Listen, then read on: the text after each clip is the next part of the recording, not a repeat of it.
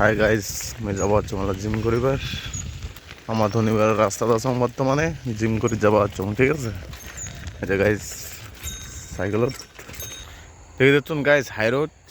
তো বর্তমানে high road আমি যাবো হচ্ছে জিম করিবার। তো জিম সেন্টার হচ্ছে আমার হাই রোডের পাশত, মানে ওপারত আর কি।